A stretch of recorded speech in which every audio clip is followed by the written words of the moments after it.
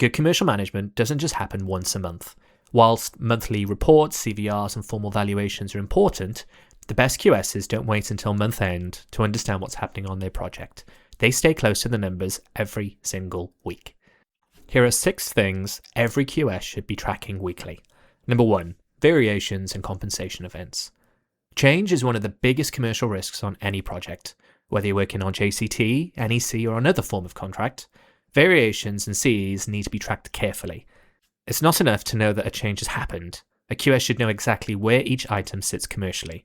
Every week, ask yourself these questions. Has the change been instructed?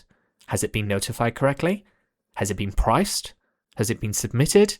Has it been agreed? And is it included in the forecast? Unresolved change can create major cash flow issues. If variations are not priced and agreed early, they can quickly build up in the background and become difficult to recover later.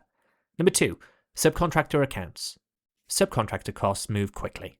A project may look commercially healthy at the main contract level, but positions can change if the subcontractor accounts are not properly controlled. QSs should regularly review subcontractor applications, payments, variations, contra charges, disputed items, and a forecasted final account position. The key question here is simple. Are we paying the subcontractor in line with progress, entitlement, and subcontract terms? Overpayment can damage cash flow and weaken your negotiating position. Underassessment can create disputes and damage relationship. The aim is to be fair, accurate, and commercially aware. Number 3, cash flow. A project can be profitable on paper, but it can still struggle with cash if it's not being managed properly. QSs should track what's been applied for, what's been certified, and what's been paid, and what has been withheld. They should also understand the payment timetable, including due dates, payment notice dates, pay less notice dates, and the final date for payment. A QS should be asking these questions. What have we applied for? What has been certified? What's actually been paid? What's been reduced or withheld? Are we paying subcontractors before receiving money ourselves? Good cash flow management means being proactive. Submit applications on time, support them properly, chase notices, and deal with disputed items quickly. Number 4, forecast cost. The forecast should not be a monthly surprise.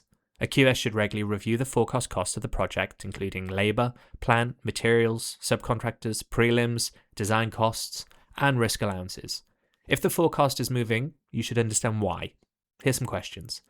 Is it because of an instructed change? Is it because a subcontract package has increased? Is it because prelims are running longer than planned? Is there a productivity issue? And has a risk now become a real cost? Weekly forecasting doesn't always need to be complicated. The aim is to keep the forecast live and realistic. A forecast that is only updated once a month can quickly become outdated, especially on fast-moving projects. Number 5, commercial risks. Risks should not be forgotten in a spreadsheet. Every week, QSs should review the key commercial risks on a project. These might include scope gaps, design issues, access restraints, procurement delays, program risk, disputed variations, inflation, poor records, or potential contra charges. The important question here is, what could still hurt this project commercially? A good QS doesn't just report risk, they help the project team reduce it. That might mean chasing missing information, clarifying the scope, securing instructions, agreeing rates, or escalating an issue before it becomes a dispute. And finally, number 6, program impact. Cost and program are closely linked. If the program changes, the commercial position often changes with it. QSs should therefore stay close to the program, not just a cost report. Every week ask yourself these questions. Has a completion date moved?